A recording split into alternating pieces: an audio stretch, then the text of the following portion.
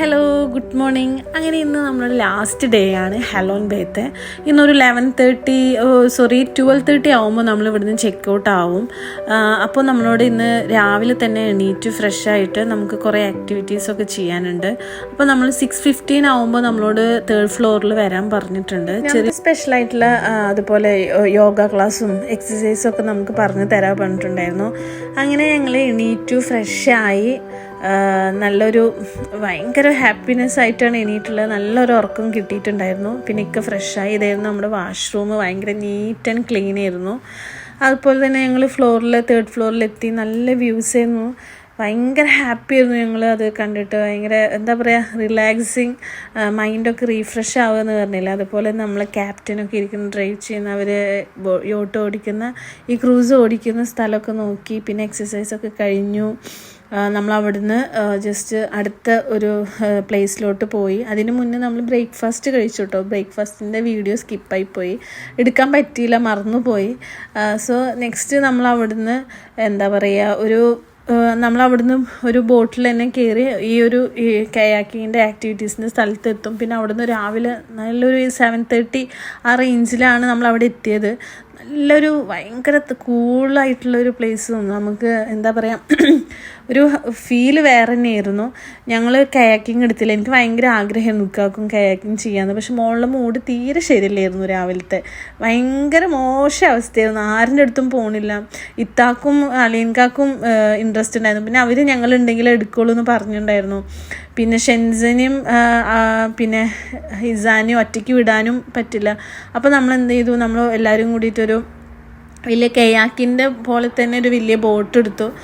തുഴഞ്ഞു പോകുന്നത് തന്നെ. പക്ഷേ കണ്ടില്ല, അളിയാൻ കിക്കൊക്കെ ട്രൈ ചെയ്യുന്നത് ഭയങ്കര അവർ കൂളായിട്ടാണ് അത് ഓടിച്ച് നമ്മളെല്ലാ ഭാഗങ്ങളും ഒരു 45 മിനിറ്റ്സ് നമ്മൾക്ക് അവിടെ സ്പെൻഡ് ചെയ്യാം. 1 അവറിൻ്റെ അടുത്തോളം നമ്മൾ സ്പെൻഡ് ചെയ്തിട്ടുണ്ട്, നിർത്തിയിട്ടും അതിൻ്റെ ഭംഗി ആസ്വദിച്ചിട്ടൊക്കെ. ഇവർ കുറേ ട്രൈ ചെയ്തു, അനങ്ങുന്നില്ല. അളിയാങ്കാക്ക് ഒട്ടും അനങ്ങുന്നുണ്ടായിരുന്നില്ല. ഇക്ക പിന്നെയും കുറച്ചൊരു കൈ കൊണ്ട് എങ്ങനെയെങ്കിലും പൊക്കുന്നുണ്ടായിരുന്നു. ഭയങ്കര വെയിറ്റ് ഉണ്ടായിരുന്നു. അത് അത്രയും പ്രാക്ടീസും അതിൻ്റെ ഒരു ടെക്നിക്ക് അറിഞ്ഞാൽ മാത്രമേ തന്നെ യൂസ് ചെയ്യാൻ പറ്റുള്ളൂ. പിന്നെ ഹെൻസ് ഓക്കെ ആയി. പിന്നെ വെള്ളമൊക്കെ തൊട്ടിട്ടും പിന്നെ അതുപോലെ തന്നെ കണ്ടപ്പോൾ ഹെൻസ് ഓക്കെ ആയി. പിന്നെ അവിടെ നിന്ന് വന്നു, നമ്മൾ കുളിച്ച് ഫ്രഷായിട്ട് പിന്നെ നമ്മൾ 3rd ഫ്ലോറിലോട്ട് വന്നു. അപ്പോൾ എല്ലാവർക്കും നമ്മുടെ ഗൈഡ് റിവ്യൂവും പിന്നെ അവിടുത്തെ എക്സ്പീരിയൻസും അവിടുത്തെ ഫുഡിനെ കുറിച്ചൊക്കെ എഴുതാൻ നമുക്കൊരു ബുക്ക് തന്നിട്ടുണ്ടായിരുന്നു. അതിലെല്ലാം നമ്മുടെ അഭിപ്രായങ്ങളെല്ലാം കൊടുക്കാൻ പറഞ്ഞു. നമുക്ക് നല്ല എല്ലാത്തിനും എക്സലൻറ്റും പിന്നെ അതുപോലെ തന്നെ നല്ല റിവ്യൂ ഒക്കെ കൊടുത്തിട്ടുണ്ടായിരുന്നു. എസ്പെഷ്യലി നമ്മുടെ ഫുഡ് എല്ലാം ഒന്നും കൊണ്ടും നമുക്കൊരു ഇതില്ല. എല്ലാം ഒന്നിലൊന്നും മെച്ചം. ഗൈഡായാലും ഫുഡായാലും സർവീസാണെങ്കിലും നീറ്റാണെങ്കിലും എല്ലാം വളരെയധികം ബെസ്റ്റായിരുന്നു. പിന്നെ കുറച്ച് നല്ല നല്ല ഫോട്ടോസൊക്കെ എടുത്തു. കണ്ടില്ലേ, പുതിയ എല്ലാ വെറൈറ്റി ഫോട്ടോസും കാര്യങ്ങളും. പിന്നെ നല്ലൊരു ഹാപ്പിനെസ് ഡേ ആയിരുന്നു ഞങ്ങൾക്ക് ആ 2 ദിവസം. പിന്നെ നമുക്ക് തിരിച്ചു വരുമ്പോൾ ചെറിയൊരു വിഷമമൊക്കെ ഉണ്ടായിരുന്നു. പിന്നെ ഒരു 11:30 ആകുമ്പോൾ നമ്മൾ അതായത് ഫുഡ് കഴിക്കാൻ താഴെ 1st ഫ്ലോറിൽ എത്താൻ പറഞ്ഞിട്ടുണ്ടായിരുന്നു. അടിപൊളി ഫുഡായിരുന്നു. പിന്നെ ഞങ്ങൾ പോർക്ക് കഴിക്കാതെ കാരണം അന്ന് ഞങ്ങൾക്ക് വെറൈറ്റി ഫിഷും ചിക്കനും ബീഫും ഒക്കെ ഉണ്ടായിരുന്നു. 3 തരം ഉണ്ടായിരുന്നു. പിന്നെ സലാഡ്സ്, ഫ്രൂട്ട്സ്, റൈസ്, പിന്നെ മോൾക്ക് ഫ്രഞ്ച് ഫ്രൈസ്, അതായത് എല്ലാ രീതിയിലും അന്ന് ഭയങ്കര ഹെവി ആയിട്ടുള്ള ഫുഡ് തന്നെയായിരുന്നു. ഫുഡ് പറയാൻ ലഞ്ചല്ലായിരുന്നു, ബ്രഞ്ച്. ലഞ്ചിൻ്റെ ടൈം ആവണേ ഉണ്ടായിരുന്നുള്ളൂ. 11:30 തന്നെ ഫുഡ് സ്റ്റാർട്ട് ചെയ്തു. പിന്നെ നമ്മൾക്ക് അവിടെ നിന്ന് വരുന്നതായിട്ടൊക്കെ നമ്മൾ നല്ല പരിചയമായിട്ടുണ്ടായിരുന്നു. എല്ലാവരോടും യാത്രയൊക്കെ പറഞ്ഞ് ഒരു ഫാമിലി പോലെ നമ്മൾ ട്രീറ്റ് ചെയ്തിട്ടുണ്ടായിരുന്നു. പിന്നെ നമ്മൾ അവിടെ നിന്ന് ബോട്ടിൽ നമ്മൾ വാന് വന്നിട്ടുണ്ടായിരുന്നു. അവിടെ നിന്ന് നമ്മൾ അലക്സിനോട് യാത്രയൊക്കെ പറഞ്ഞു. പിന്നെ നമ്മളങ്ങനെ റിട്ടേൺ നമ്മുടെ ഹനോയിലോട്ട് പോവുകയാണ് തിരിച്ച്.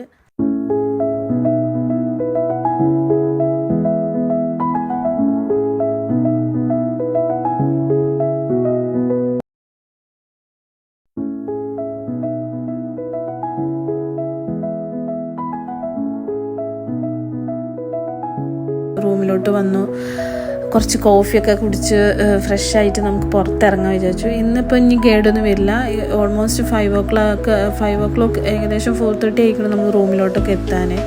പിന്നെ നമ്മളൊരു ½ an hourൻ്റെ ഉള്ളിലൊന്ന് റൂമിൽ പോയി ജസ്റ്റ് വാഷ്റൂമിലൊക്കെ പോയി ഫേസൊക്കെ ഒന്ന് കഴുകി ഫ്രഷായിട്ട് ഒരു ടീ ഒക്കെ കുടിച്ചിട്ട് നമുക്ക് പുറത്തിറങ്ങാമെന്ന് പറഞ്ഞിട്ടുണ്ടായിരുന്നു. അങ്ങനെ ഞങ്ങൾ ജസ്റ്റ് കോഫിക്കൊക്കെ ജിഞ്ചർ ടീ മതി പറഞ്ഞു. അങ്ങനെ ജിഞ്ചർ ടീ ഒക്കെ ഉണ്ടാക്കി കൊടുത്തു. ഞാൻ കോഫി ഉണ്ടാക്കി.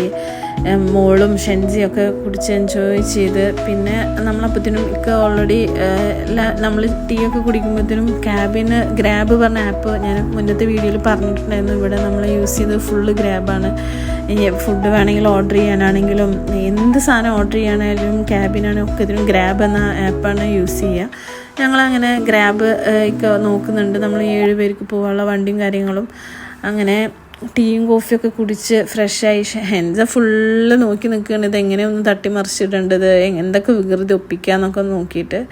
പിന്നെ ഞങ്ങൾ കുടിച്ചു ഫ്രഷായി. അപ്പോഴത്തേനും അളിയങ്കാനും വിളിച്ചു നോക്കി, അവരും കുളിച്ചോ എന്നൊക്കെ ചോദിച്ചു. പിന്നെ അവിടുത്തെ കോഫീൻ്റെ ഫ്ലേവർ ഭയങ്കര ടേസ്റ്റ് ആയിരുന്നു കേട്ടോ, നന്നായിട്ടുണ്ടായിരുന്നു. പിന്നെ എല്ലാവരും വന്നു, പുറത്തിറങ്ങി. പിന്നെ നമ്മൾ ക്യാബിനൊക്കെ വന്നിട്ടുണ്ടായിരുന്നു.